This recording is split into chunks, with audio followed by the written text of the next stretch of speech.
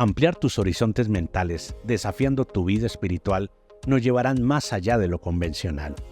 Acompáñame en cada episodio mientras exploramos juntos las profundidades de la mente, el alma y el espíritu, desentrañando los secretos de la transformación personal.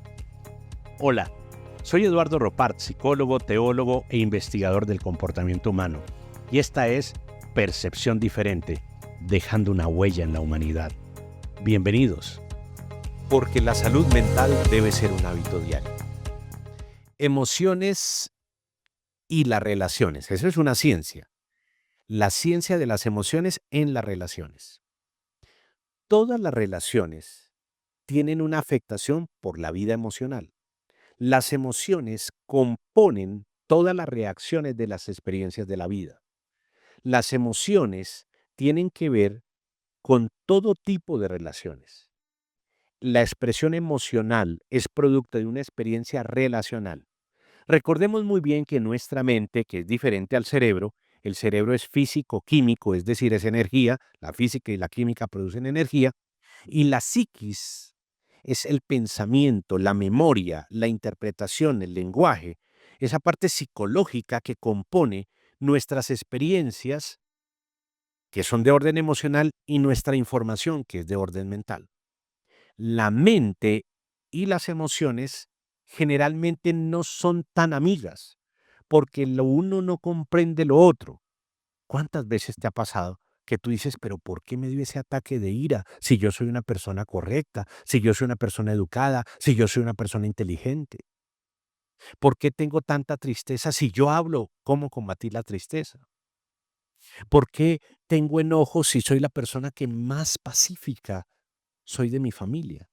Porque la emoción y la razón, en este caso el proceso psicológico, generalmente no son compatibles. Ahora, muchas veces decimos, si soy tan inteligente, soy tan estudiado, soy tan capaz, ¿por qué no soy capaz de controlar una emoción? Esta separación de conceptos es simplemente para identificar cómo debemos nosotros poner en amistad la relación emoción con la razón, la psiquis, porque al colocarlas en una buena relación se puede relacionar bien con los demás. Si no tenemos una relación interna entre nuestra vida emocional y nuestra vida mental, pues va a ser muy difícil que tengamos una buena vida relacional. La primera relación con nosotros mismos. Entendamos muy bien esto. El cerebro humano siempre va a trabajar de dos maneras. Por ejemplo, o te lo imaginas o eres creativo. Pero en un proyecto, imaginación y creatividad van de la mano, pero en una relación no. Entonces hay que saber muy bien cómo conjugar y en qué momentos se pueden compartir y en otros en donde es necesario que no compartan. Tal vez tú puedas observar cómo el proceso del cerebro se hace en dúo o es necesario que vaya uno primero y luego el otro. Todas las personas tienen el esquema de entender primero y reaccionar después. Digamos que sería como la forma en donde nosotros decimos, eso es la forma correcta. Pero muchas veces nosotros reaccionamos y después tratamos de entender. En las relaciones, la vida emocional juega un papel definitivo y contundente. La vida emocional es completamente diferente entre el hombre y la mujer, por ejemplo. Las emociones, aunque son las mismas, se manifiestan de diferente manera. Las emociones en una relación tienen que ver con este aspecto fundamental de las experiencias mismas de la vida. Mire bien, voy a colocar María y Luis, una pareja de casados, estaban a punto del divorcio porque no se entendían. Cada vez que María le explicaba lo mal que se sentía Luis, Luis trataba de no oírla tanto para no generar una razón con la cual discutir y debatir que ella no tendría por qué sentirse así. Un día, Luis dijo, voy a escucharla y no voy a decir nada. A los 2 minutos de estarla escuchando, empezó a entender qué era lo que sentía Luisa. Y empezó a decirle, te entiendo, ¿y qué más sentiste?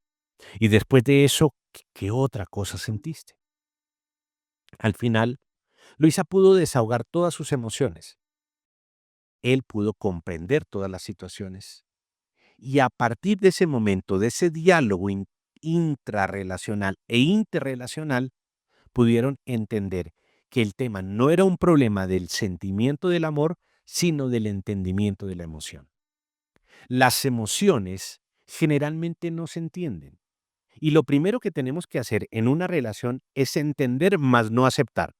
Y quiero que comprendas bien este concepto. ¿Qué es entender más no aceptar? Porque a veces uno cree que porque entiende, acepta. Entiendo que te sientas triste, pero no voy a aceptar tu tristeza como un comportamiento conmigo.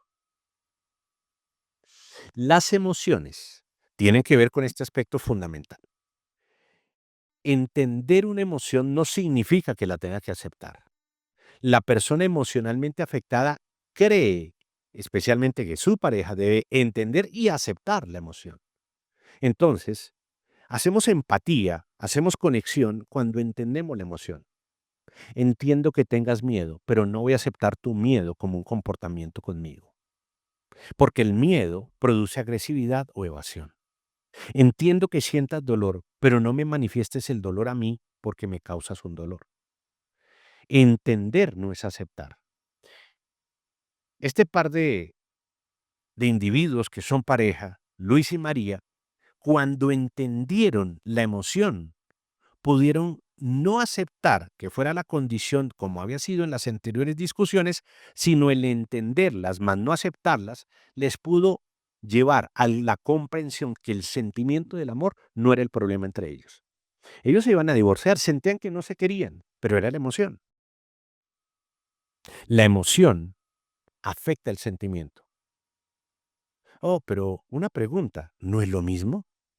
He encontrado incluso personas muy doctas en el tema del comportamiento humano confundiendo o asimilando o dando por semejante la emoción del sentimiento. No es lo mismo. Y vamos a explicar por qué. Las emociones son respuestas actitudinales que están en nuestra amígdala. Es un proceso bioquímico que responde a una experiencia primaria. El miedo, la tristeza, la sorpresa, el repudio y la alegría son las emociones primarias que vienen con el individuo. Posteriormente, con la experiencia, vamos aprendiendo cómo manifestarlas. Pero una criatura que nace, un bebé que nace, manifiesta repudio si le acercan algo que le desagrada, o que nace de su medio ambiente, siente tristeza y la manifiesta con llanto, siente enojo y lo manifiesta con dolor, siente alegría y trata de hacer una expresión, o el bienestar, o el descanso. Es una manera de manifestar la alegría. El miedo cuando algo prende en una luz o suena un ruido. Son emociones primarias que después las vamos acomodando a nuestra cultura y obviamente integrando a nuestra imaginación. Las emociones son reacciones de la experiencia que tengo. Son rápidas, intensas. No deben demorarse, porque si se quedan, generan estados de ánimo, y los estados de ánimo ya necesitan una intervención. La emoción debe gestionarse previamente identificarse. La emoción debe ser gestionada y también debe ser regulada. Una emoción primaria debe tener el comportamiento educativo para esto. Identifica que tienes, ¿eso cómo se llama? Miedo. Una vez identificas que tienes miedo, vamos a gestionarlo, ponlo en letras y en palabras. Porque si eres capaz de colocar en letras y en palabras de lo que has sentido, de aquello que te ha pasado, hablando te sanas. Y cuando puedes narrar, empiezas a cicatrizar. Gestión emocional. Pero también es necesario regular mis emociones, es decir, aprender qué hacer con mi ira. A mi ira la quiero convertir en coraje.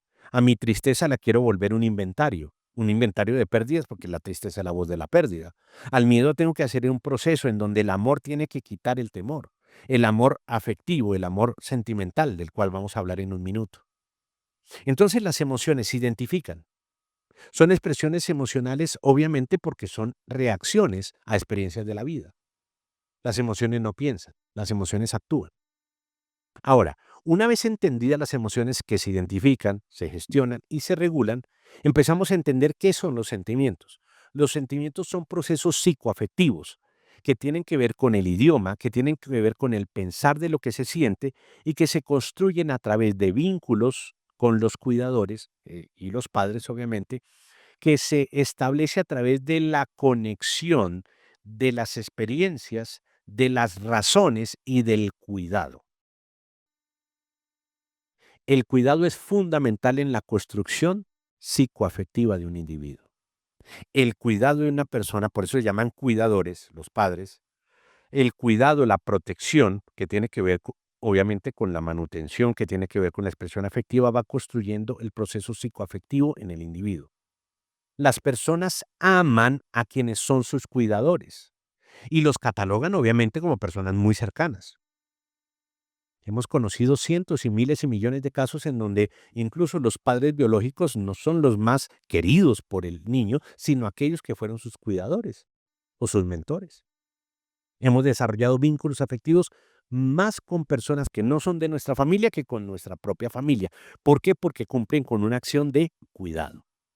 La acción de cuidado, especialmente en los primeros 7 años del individuo, producen procesos psicoafectivos, es decir, construyen el amor como un proceso psicoafectivo en donde yo pienso lo que yo siento y por lo tanto yo actúo.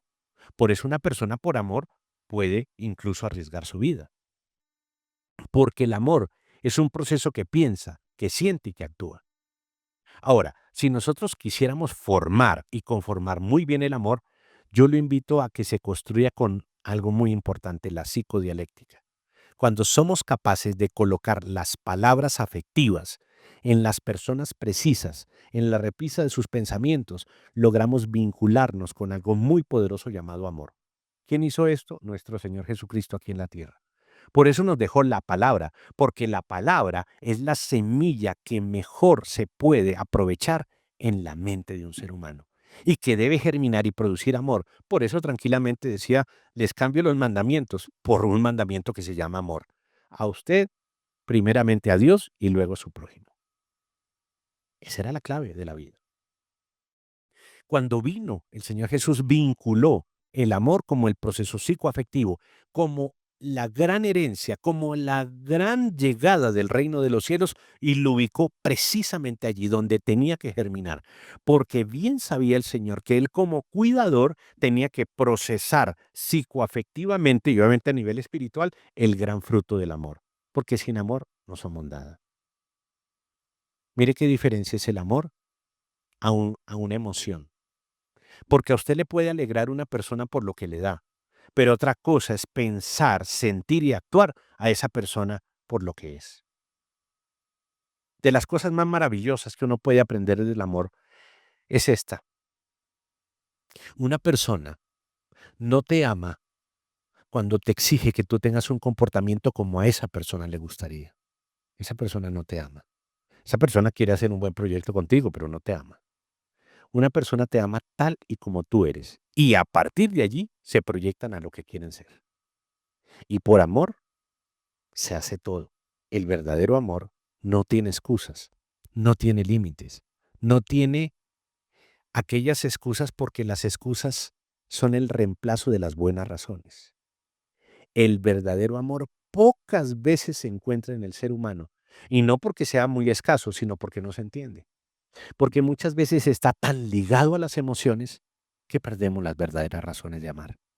El amor se construye con vínculos en donde las palabras van produciendo en la mente del ser humano lo que debe sentir y lo que debe actuar. Pero un momento, paremos allí. Resulta que el ser humano en su corazón tiene una gran cantidad de cúmulos emocionales, producto de traumas, de malas experiencias, yo le llamo historias personales no resueltas, que obviamente cuando va a recibir el amor no encuentra recipiente, porque está totalmente ocupado. Está lleno de emociones no resueltas, heridas del niño, que son manifestaciones de malas relaciones del adolescente, en donde él exige. Muchas veces se llega al comportamiento opositor negativo desafiante. Y posteriormente sus relaciones no podrían recibir amor. Y cuando una persona no puede recibir amor, lo que le produce en las relaciones es dolor, es amargura y es agresividad. Entendamos muy bien estos procesos. ¿Por qué? Porque si tú los aplicas y tú los entiendes, se te convierten en un hábito. Y recuerda muy bien, porque la salud mental debe ser un hábito.